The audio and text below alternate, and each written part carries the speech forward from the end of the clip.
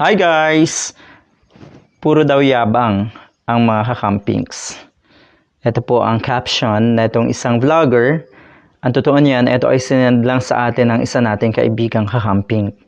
At maraming salamat. Sabi niya dito sa kanyang caption, puro yabang lang ang mga kakampings, pero tingin ko konti lang ang manunood ng Ako si Ninoy sa kanila. Okay. Itong vlogger na ito ay namataan din po sa screening sa premiere night na itong Ako si Ninoy. Ito po yun. Tingnan natin. Ito siya.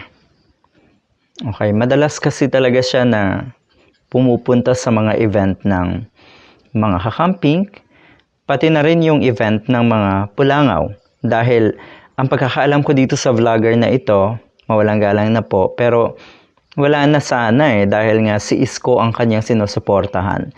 So, ang tagal-tagal na niya na pong tinitimbang kung sino ba ang papanig sa kanya. Yun bang mga kakampings or yung mga pulangaw.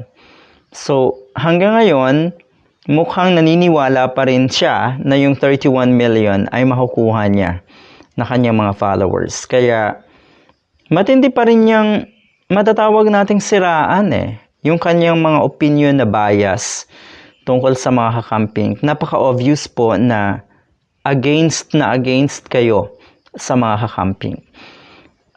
Naalala ko to, ito ay pumunta sa Angat Buhay office or museo ng Pag-asa, itong vlogger na ito.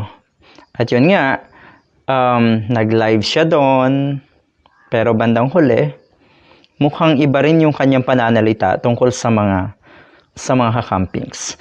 Ito rin yung in-interview ng Rappler at bandang huli, after mapalabas yung kanyang interview, meron naman siyang mga negatibong nasabi sa Rappler. Pero nag-take advantage siya doon sa interview na yon ng Rappler. So parang ang weird. Bakit po? Wala po ba talaga kayong paninindigan? Kung titignan mo, ang weird talaga Ano po bang gusto nyo?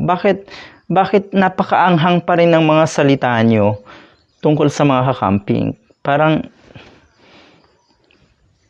yung mga ganitong klase na vlogger, sa tingin ko talaga, ang intention lang ay magpalaki ng kanilang platform. Pero yun nga, hirap na hirap silang timbangin. Hindi makadecide kung totoo ba na magiging neutral na lang siya. Pero madalas kasi pumapanig siya doon sa kabila Minsan naman, may nasasabi siya na okay tungkol sa mga kakampings. Parang ang weird. Sadya lamang po siguro na hindi niya talaga alam kung paano balansehin ang mga issues. So, ibig sabihin, walay.